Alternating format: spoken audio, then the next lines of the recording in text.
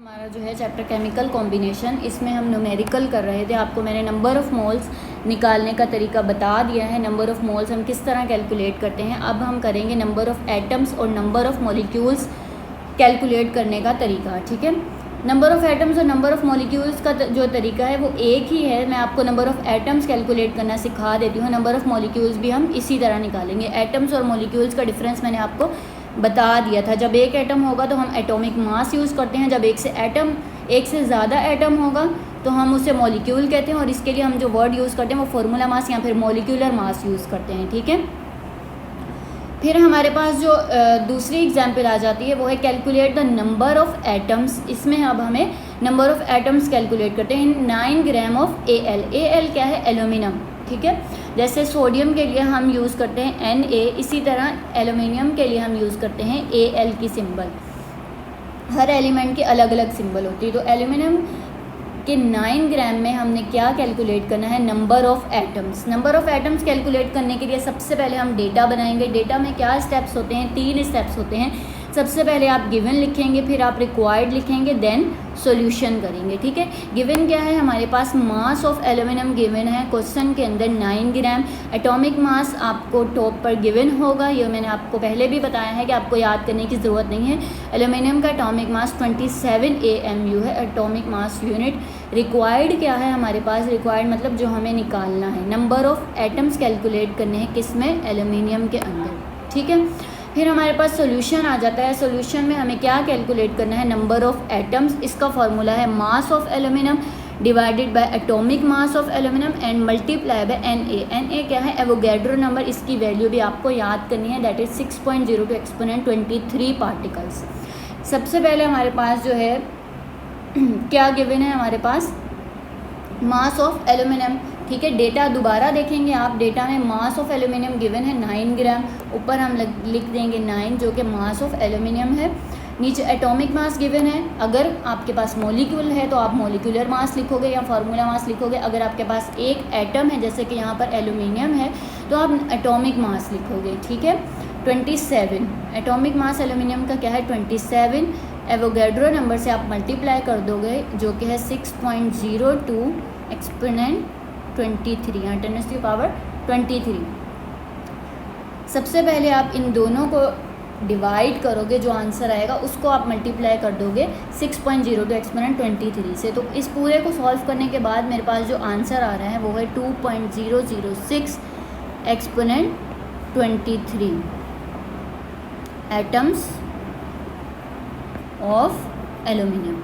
इस तरह हम नंबर ऑफ़ एटम्स या फिर नंबर ऑफ़ मॉलिक्यूल्स कैलकुलेट कर सकते हैं इसी फार्मूले से। नंबर ऑफ़ मॉलिक्यूल का भी जो आपको मैंने पीछे फार्मूला बताया, number of molecules mass of substance divided by formula mass, इसमें भी हम एवोगैड्रो नंबर से मल्टीप्लाई करते हैं।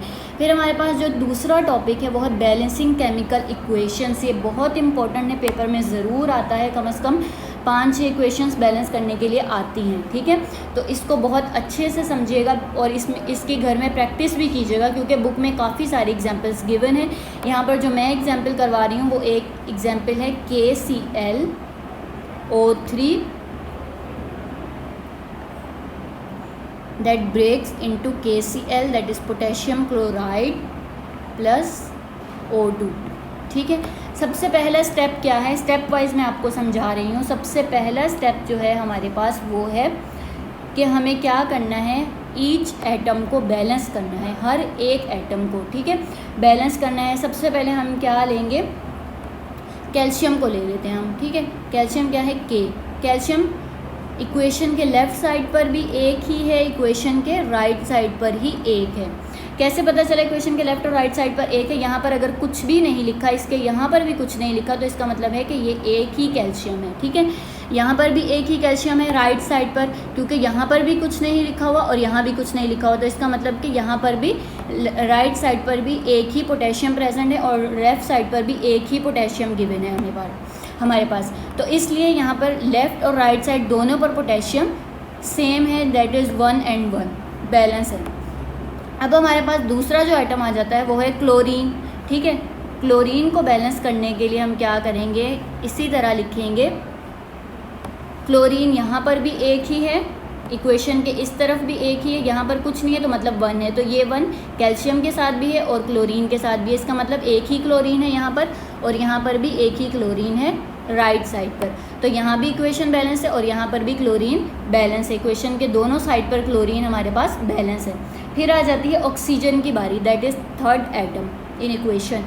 ऑक्सीजन यहाँ पर कितने हैं हमारे पास, 3 ऑक्सीजन है। ये जो नंबर लिखा होता है नीचे, ये इंडिविजुअल एक एटम का नंबर होता है, ठीक है। लेकिन यहाँ पर जो कोफिशिएंट प्रेजेंट होगा, लेट्स सपोज फॉर एग्जाम्पल, मैं सिर्फ आपको एग्जाम्पल के समझा रही हूँ, अगर यहाँ पर 3 होता तो ये 3 कैल्शियम का भी होता, क्लोरीन का भी होता और ऑक्सीजन के कोफिशिएंट से भी मल्टीप्लाई होता, दैट इज़ 3 3 9 होता फिर, ठीक है।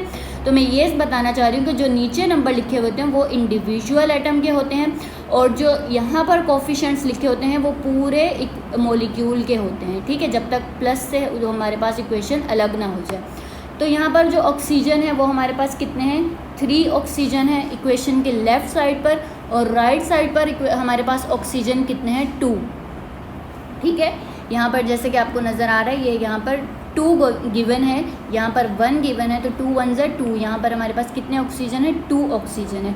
तो ये बैलेंस तो नहीं हुए क्योंकि यहाँ 3 ऑक्सीजन है लेफ़्ट साइड पर और राइट साइड पर हमारे पास 2 ऑक्सीजन है।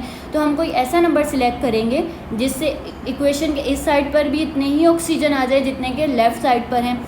अब हम इसे, ये 3 है, ठीक है, कम को ज़्यादा तो कर सकते हैं लेकिन ज़्यादा को कम नहीं कर सकते, तो हमें यहाँ पर कुछ करना होगा।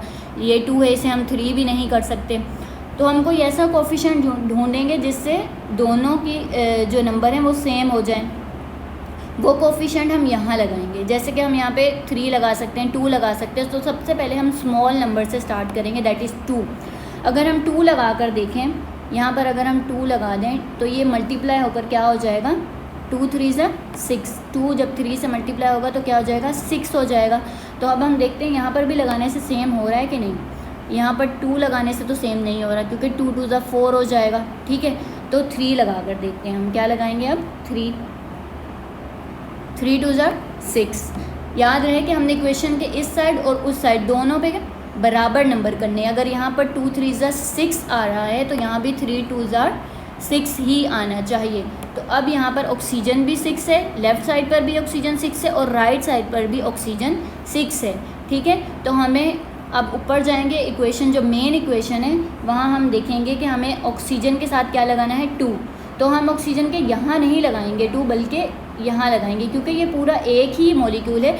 तो हम बीच में कहीं भी नंबर नहीं लिख सकते, उसकी साइड पर लिख सकते हैं, शुरू में लिख सकते हैं, ठीक है। तो यहाँ हम क्या लगाएंगे, 2। जैसे कि हमने नीचे देखा, जहाँ पर ऑक्सीजन 3 था वहाँ हमने 2 लगाना है, जहाँ पर ऑक्सीजन 2 था वहाँ हमने क्या लगाना है, 3 लगाना है। यहाँ पे प्लस के साथ जो है KCl और O2 अलग अलग हो रहे हैं, तो इसलिए हम ऑक्सीजन के साथ यहाँ पर 3 लगा सकते हैं। लेकिन अब यहाँ पर 3 लगाने से 3 2 ज़ा 6, ये तो हो गया 6, ठीक है। लेकिन यहाँ पर जो है K अनबैलेंस हो गया क्योंकि 2 जो है सबके साथ मल्टीप्लाई हो रहा है, Cl के साथ भी, ऑक्सीजन के साथ भी, K के साथ भी। तो यहाँ पर भी पोटेशियम 2 हो गया, यहाँ पर भी Cl 2 हो गया, लेकिन यहाँ पर 1 1 है। तो अब हम राइट साइड पर ऐसा क्या करें कि राइट साइड पर भी पोटेशियम और जो Cl हैं वो 2 हो जाएं। तो हम यहाँ पर भी क्या लगा देंगे, 2 लगा देंगे, क्योंकि यहाँ पर भी पोटेशियम और क्लोरीन के साथ 2 लगा हुआ है। तो इक्वेशन को बैलेंस करने के लिए हम यहाँ पर भी 2 लगा देंगे। अब हम दोबारा इक्वेशन को देखेंगे कि यहाँ पर पोटेशियम कितना है, 2 है, राइट साइड पर भी पोटेशियम कितना है, 2। यहाँ क्लोरीन कितना है, 2, राइट साइड पर भी जो क्लोरीन है वो कितना है, 2 है। यहाँ पर जो ऑक्सीजन है 2 3 ज़ा 6, यहाँ पर ऑक्सीजन 6 है, ठीक है। यहाँ पर भी 3 2 ज़ा 6, यहाँ भी ऑक्सीजन 6 है। तो दोनों साइड पर ऑक्सीजन भी 6 है, क्लोरीन भी बैलेंस हो गया और पोटेशियम भी। इस तरह आपको स्टेप वाइज इक्वेशंस को बैलेंस करना है। आप जो बुक में एग्जांपल्स गिवन है उनको भी सॉल्व कीजिएगा और जो बुक के पीछे एक्सरसाइज गिवन है उससे भी सॉल्व